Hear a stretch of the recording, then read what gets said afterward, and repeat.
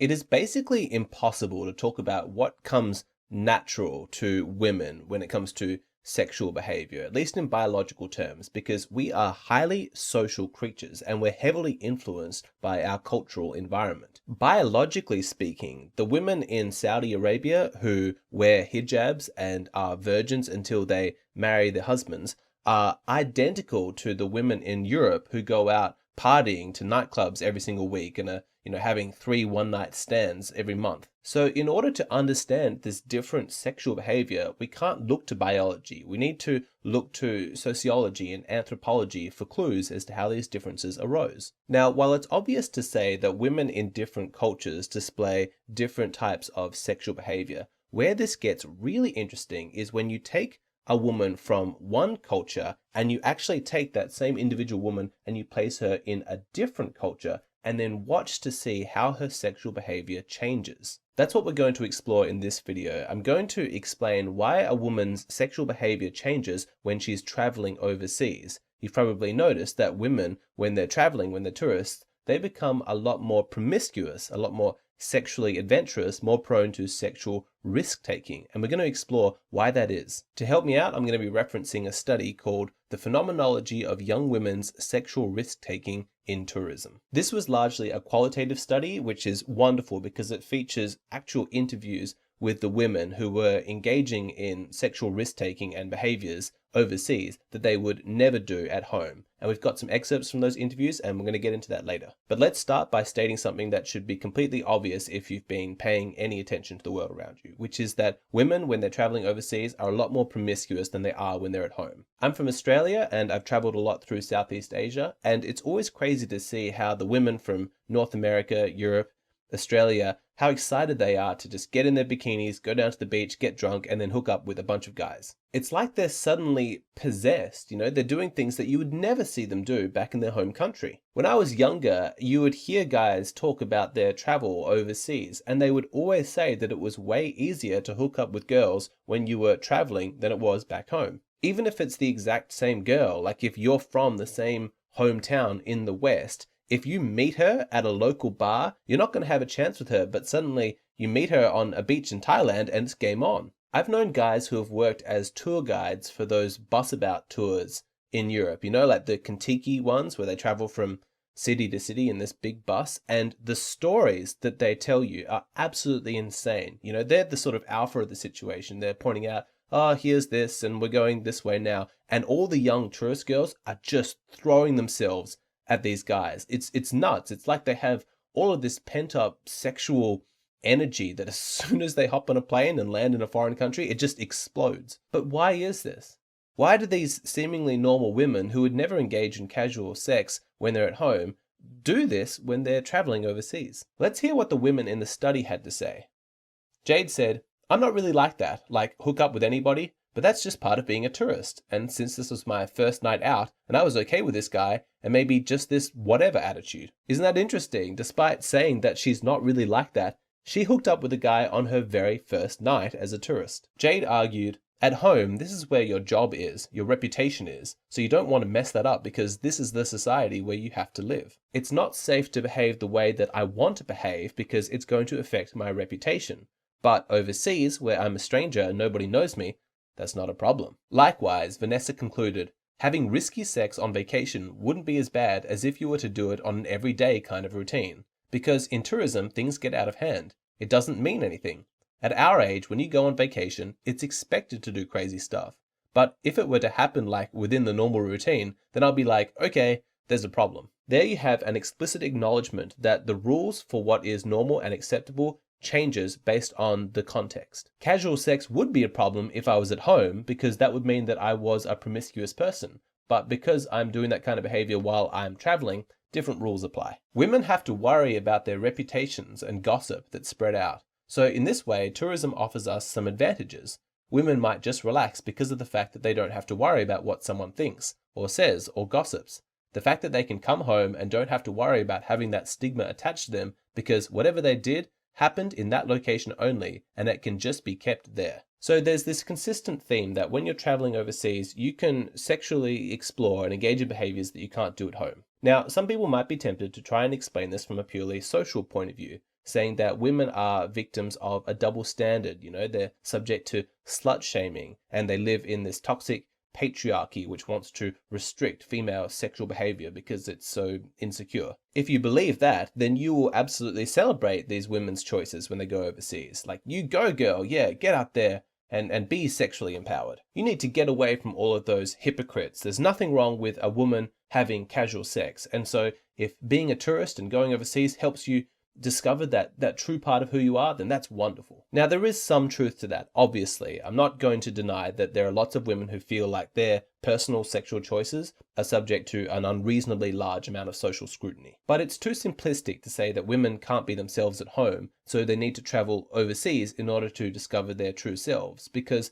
the notion of a true self when it comes to sexual behavior is a red herring. As we established earlier, there is no innate prescription for how a woman should behave sexually, because sexual behavior is not just a matter of biology, it's a matter of culture. When you understand that, you can appreciate that when a woman is being modest at home and promiscuous while being overseas, this isn't some aberration. She's not being more or less authentic in either context. There's actually a consistency. This is the same sexual strategy playing out. Her sexual strategy is designed to change and morph based on the environment that she finds herself in. So what is this strategy I'm talking about? Well, ask yourself, what is the goal for a woman, reproductively speaking? It is to sleep with a man who has good genes so that you can create healthy, strong children. And this man is also a fantastic provider. So in terms of protection and resources, your children are going to be well taken care of. Now, for a high quality woman, finding a man like that is easy. She has every expectation that she's going to be able to find a man who's the total package. Being as desirable as she is, she's not only going to be able to convince a high quality man to sleep with her, but she's going to be able to leverage her desirability into securing from him a long-term commitment. But a low quality woman can't get that. She might be able to convince the high quality man to sleep with her, and she gets his genes, she can have his babies, but being a low quality woman, she's not going to be able to convince him to stick around in the long term and provide for those children. She was a viable option for sex, but not for commitment. He senses that he can do better. And so enters the backup sexual strategy, cuckolding. This is when a woman sleeps with a man who has good genes and she has his children, but she partners up with a man who perhaps doesn't have really good genes, but he's going to be a wonderful provider. And she convinces this new man that the children are his, which biologically tricks him into investing into those offspring. This strategy of paternity fraud is actually the reason, biologically, why human women developed concealed ovulation. Unlike almost every other animal in nature, you can't tell when a female human is ovulating, which makes paternity deception a lot easier. If you haven't seen it, I did a full video on this. Really good video. I'll put a link to it down below. Now, we're talking ancient evolutionary instincts here, things that are deeply inside our biology. I'm not saying that women are at all consciously aware of this, but when you realize that it is a viable sexual strategy that evolution has positively selected for in women to sleep with one man to get his genes and then convince another man to raise those children, suddenly the female impulse to become promiscuous while overseas but not at home, it makes a lot more sense. A lot of men struggle with the idea that women could ever desire casual sex. They have this notion of women as being, more pure and angelic than that. They would never have those kind of desires. That kind of desire, belongs to men. I hate to shatter your illusions here, but women absolutely have strong desires for casual sex. That instinct is very much alive. When they see high quality men in their everyday life, that instinct bubbles up and they think, oh, I'd love to sleep with that guy. None of this is rational, but she does have that biological programming available for that sexual strategy that says, okay, I'm going to have a wonderful night with this high status man, but he's probably not going to stick around and raise the children. That's okay. I can always convince some other guy to raise them. Again, I'm sorry to repeat myself. I hope this is obvious when we're talking about evolutionary psychology, but I'm not saying that women actually have these conscious thoughts. I'm talking about these sort of crude leftover instincts that we have from evolution that, even though they exist in our sort of subconscious, they absolutely still guide our behavior today. But if women do have these instincts, they have that desire for casual sex with a high status man, why don't they act upon it? Well, the reason is social stigma. Reading directly from the study, Among the social consequences of SRT, sexual risk-taking, women discussed social disapproval, a spoiled reputation and tainted professional image, ruined friendships, and the breach of privacy. The women emphasized the necessity to remain a good reputation at home, which could be jeopardized by sexual risk-taking. No man wants to have a long-term partnership with a promiscuous woman because there's such an increased likelihood of paternity fraud. If she's slept with heaps and heaps of men in the past, then the likelihood that the children that she produces are his are significantly diminished. Even if her promiscuity was in the past, there's always going to be this concern in the back of his head that says, well, she had a lot of casual sex once, then what's to stop her from doing it again? I feel like there's this increased likelihood of infidelity. Now, this part is really, really important. Understand that women have to be extremely careful about protecting their reputations at home in order to maintain their desirability in the eyes of high-quality men. If she's in a social circle filled with amazing, high-quality guys, and she's hoping that one of them is going to become her husband, then she's going to be devastated if they find out that she's actually secretly really, really promiscuous, because that's going to massively reduce her chances of securing one of them as a long-term partner. And it's not just her reputation with men that she needs to be concerned about, but her reputation amongst women. Because as I've spoken about many times on this channel, women are extremely competitive with each other. There are only so many high quality males to go around, and all of the women are in de facto competition with each other. And so they're never going to pass up an opportunity to denigrate the competition. Mariah discussed her peers' reaction to her involvement with a local sexual partner in Costa Rica. They were just completely talking about me as being like a filthy whore. I can't believe she's doing that. She's going to get AIDS. And it really hurt. People talking about you, it stinks. It's not fun being chastised. If Mariah and one of her friends were ever chasing the same high quality guy, I guarantee that her friend would accidentally let it slip that Mariah had involved herself in lots of sexual risk-taking while being overseas, in the hope that that's going to diminish her desirability in the eyes of the high-quality man, and he'll choose her instead. Now, this next part, some guys find particularly devastating.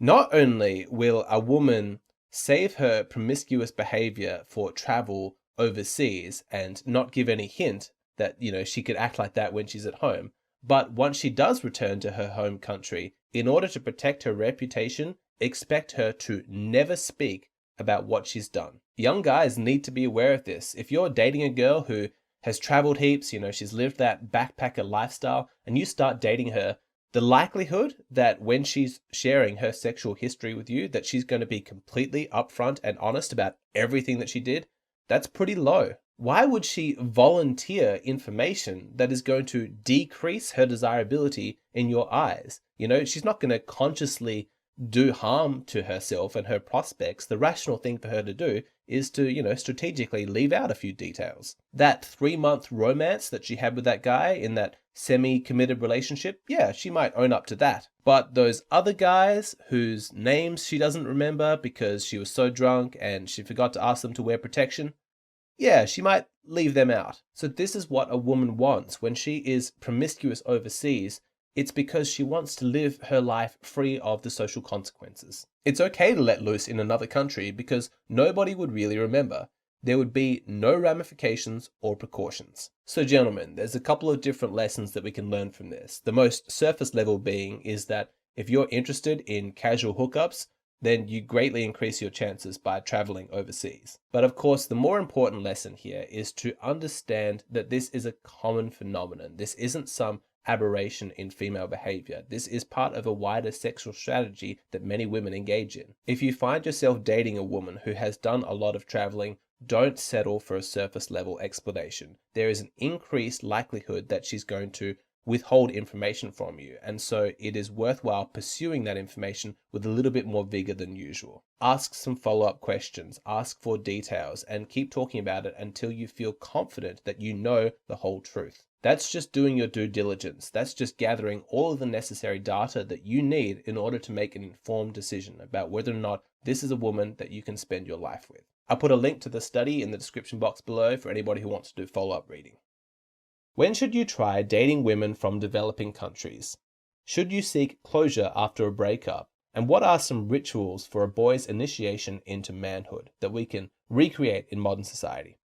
All of these topics and many more are covered in exclusive videos available to my Patreon page. This includes my latest video, which is exploring things through an evolutionary lens as to women's attraction for men who climb a social hierarchy and reach the top of a pyramid, or men who create their own pyramid. In this video, I talk about the importance of a man's ability to create new social structures in the aftermath of some kind of disaster. I talk about the personality differences that you can look for inside yourself to find out if you're more of a climber or more of a disruptor, as well as an explanation for the personality types that you might find in women who prefer one over the other. If you've been craving content that gets really meta and goes right deep into the evolutionary stuff, then you're really going to like this video. For every video that I post here on YouTube, I post an additional bonus video on my Patreon page. That means that at the moment, you're only seeing half of the total content that I create.